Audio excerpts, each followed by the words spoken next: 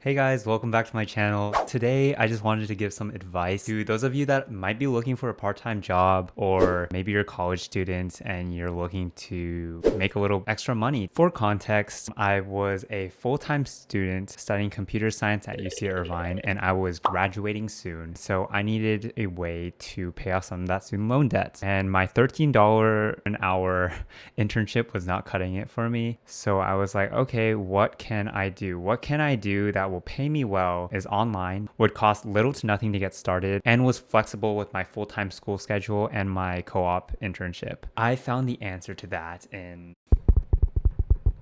online tutoring. I did online tutoring through a platform called Wyzant, and I want to explain the difference between Wyzant and other normal tutoring services because this is super important to understand. Basically, Wyzant is a tutoring marketplace. A tutoring marketplace is a platform where clients can view and select independent tutors, kind of like the modern version of a bulletin board with advertisements posted.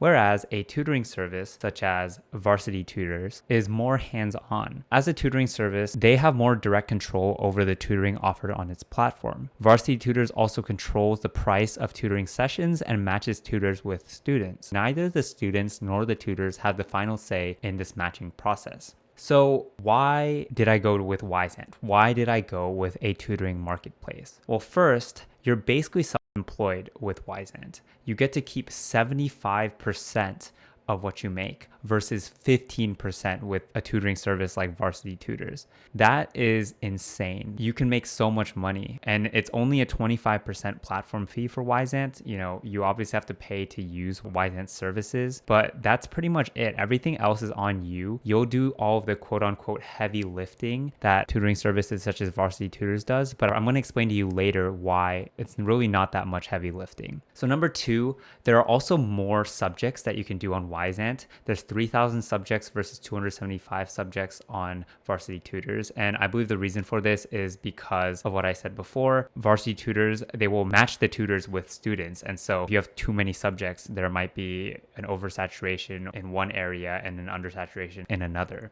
Another great thing with Wyzant is you can start right away, whereas Varsity Tutors, from what I read, it's 2 to 4 days to actually get you matched up and ready to go. And lastly, the upside on Wyzant, like I said before, is huge. The cost of tutoring is anywhere between $10 to $600 an hour on Wyzant. If you make $100 an hour, you get to keep 75% of that. So $75 an hour, that's great. Whereas with Varsity Tutors, it's $73 to $95 an hour. You keep 15% of that, which is literally like $11 or $15 an hour. So how did I do this? Well, the initial setup on Wyzant is really the only thing that's going to be maybe a little bit of a high effort on your part. Basically what I did was I set up a profile on Wyzant. I maybe spent an hour drafting a good bio and a good title, and this needs to be approved by Wyzant. So just make sure that you're honest when you're doing this. You also want to add subjects that you want to teach. So for me as a computer science student, I was teaching Python, computer science, C++.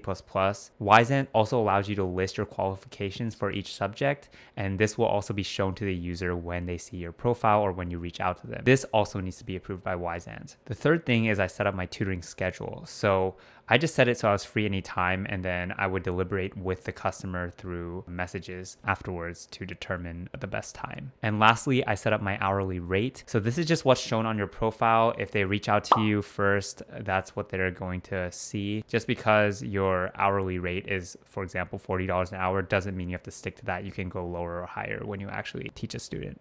Okay, the second thing is you get a job and get paid. There's two ways to do this. You can either do inbound requests or outbound requests. When you're first starting out, you're going to want to do the latter. And the reason why is because no one really knows you. So why would a student send you an inbound request when you have 0 ratings over someone with 50 or 100 5-star ratings? Plus, you won't come up high in the search query anyway when they look for tutors. So really, you should be sending outbound requests at first. To make an outbound request, you should search the job board. Now, the job board is the heart and soul of Wyzant. It's basically where I went when I was first getting started. You can filter by subject, online or in person, and most recent or oldest. Basically, I would filter by, for example, Python, and then there would be a list of students asking for help on specific projects, and they would also have a recommended rate next to their ask. Some students would have something like $50 an hour, $40 an hour, $100 an hour, whatever. All it means is that the student has contacted other tutors at or below the rate. So you should aim to give them something at or below that rate. And that's it. I would just basically be refreshing this job board because there were often a lot of requests in a day, and being the first tutor to contact them has a high chance of turning them into your student. Okay, so once you've found someone, send them a personalized message, and then you just sit back and wait for them to message you. You can enable email notifications, or you can download the Wyzant app to get in-app notifications.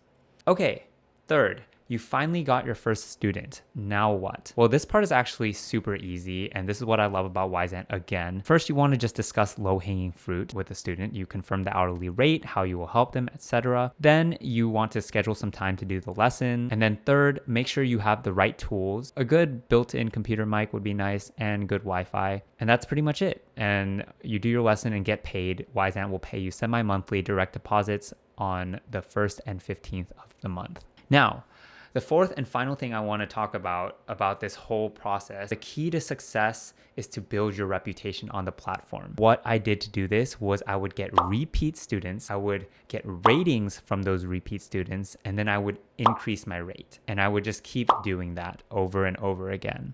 So what do I mean, or why do I say repeat students? You can get a rating from the same student for each lesson on Wyzant. And this is why I love Wyzant. You could teach a student 7 times and get 7 5-star ratings just like that. It shows up right on your profile when students are searching for tutors, and it puts you higher up in the search query when students are looking for a tutor, so that you can start getting those inbound requests that I was talking about before. Okay, so some tips. I have a few of them because I did this for 4 or 5 months or so before I got my full-time job. Number 1, you want to make sure that your bio makes you sound reputable. People will request for you based on what you have in your bio. So you got to make sure that you have the projects and experience to back it up. Number 2, you want to do a subject that is repeatable, high in demand, and this is optional, but technical enough that the threshold or the bar to getting started or to learning is high. Basically, as a tutor, you don't want to do this long term, right? Like, your goal is to just make extra money on the side. You should be helping them get over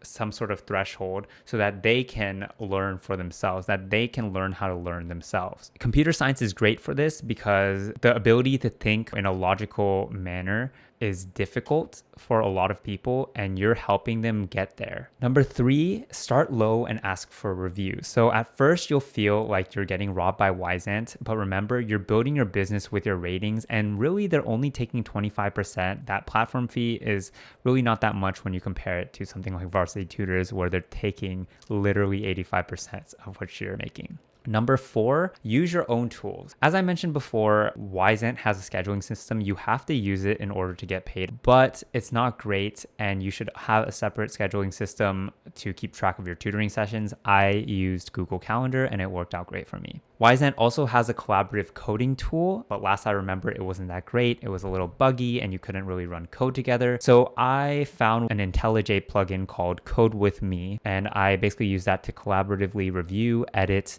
and debug code with my students in real time. Number 5, don't overcharge your existing students. So this is a real temptation. I had this temptation to, oh my gosh, I'm hitting this stride. I gotta start, making money. I gotta start increasing the hourly rate. You wanna ease into it. Do increments, $5, $10, Don't just start increasing it by $20, $30 an hour. The difficult thing with this is if you're making $40 with one student and like $80 with another. But you just have to be transparent about it. Loyalty, getting those repeat customers, that's important, but your time is too. So if you feel like you're not getting paid enough for your time anymore, just let them know gently. Number 6, this is kind of a segue from number 5, but don't take it personal if your students leave, and don't feel bad if you have to leave them. You're a college student, I'm assuming, or a professional, whatever. You're a human, and life happens. So schedule on your own time. Don't give in to pressure, and prioritize school. Okay, so now I'm going to go into the pros. Real quickly, there's 3 main pros that I see. The first is after that initial setup, you're set. Like, you can literally start making money right away. Number 2 is you're self-employed. This is a huge pro, and it comes with a bunch of pros underneath it. Basically, you get to choose your own rate and you can go pretty much as high as you want and you make 75% of what you make. That's huge. 2, you have flexibility over your own schedule, so you don't have to rely on other people to schedule you and match you. Number 3, there's little to no strings attached. You can basically quit anytime and you can come back by toggling on or off the visibility of your profile. Your Wyzant profile is going to be there forever unless Wyzant goes out of business or something. And lastly, and I think this is the most underrated pro, you're not only getting value for your time in terms of money, you're getting value for your time in terms of knowledge. You're furthering your communication skills by tutoring someone, teaching someone a subject. You are also increasing your confidence in that subject. For me, that was a big one because I had imposter syndrome and I felt like I wasn't capable of doing this. But I just want to encourage you that even if you might feel that way, just know that through doing this and repeating this behavior over and over again, the behavior of tutoring, teaching someone, you'll get better. And this kind of leads me into my last point. You also practice self-efficacy. Now, this is the belief in capacity to execute the behaviors necessary to produce specific outcomes. If you keep the course, you keep grinding and you follow what I said, getting repeat students, getting ratings from those repeat students, and then increasing your rate, you will succeed. I kind of want to use an analogy of shooting a basketball or shooting a three-pointer for more specificity. To shoot a three-pointer, you got to first make sure that your shooting form is correct. This is kind of like having a fundamental understanding of the subject. It doesn't have to be completely perfect at first. Like your accuracy might not be great, your legs might not be strong enough to shoot threes, but the more you repeat this behavior of shooting, the stronger, the better you'll get. And the outcome of these behaviors results in a higher field goal percentage, aka more makes per attempts. And so this is the same thing for tutoring. The more you teach someone, the better you'll get. The more you follow what I said, repeat students, ratings, increased rate, the more money you will make. It's not rocket science. Now the cons. There's only really one con that I can think of, and it's that you might not be raking in much for the first month since you don't have a reputation yet. And that's okay. I was making minimum wage for like 3 to 4 weeks until I just started hitting a stride. I started getting those ratings like I was talking about, and then it just went up from there. I went from $15 an hour to $80 an hour in a matter of 3 to 4 months. This is not including the 25% platform fee. If you take 25% of $80 an hour, it becomes $60 an hour, which is the title of this video. And lastly, I just wanted to touch on something that some of you might be thinking about right now. Some of you devious little minds might be thinking of, okay, well, Wyzant is like this tutoring marketplace and all they really do is provide me students. Why can't I just get a bunch of ratings and then eventually I just get these inbound requests and then just move them off the platform? And you are not alone in thinking that way. I actually thought that way too, but I would highly advise against doing that. I'm not a legal expert, but I'm pretty sure you could get sued for taking students off Wyzant's platform, or at the very least get your account banned, and that's just not worth it. Wyzant has an independent tutor agreement, and in their 5th clause, it says that the independent tutor agrees that under no circumstances will the independent tutor attempt to seek or receive compensations for services provided hereunder directly from students. So that's pretty black and white right there. If you take payment directly from students, you are violating the independent tutor agreement. So don't do that. All right, and that's pretty much it. I wish you the best of luck, and I just wanted to encourage you to just go out there and try it. Peace out.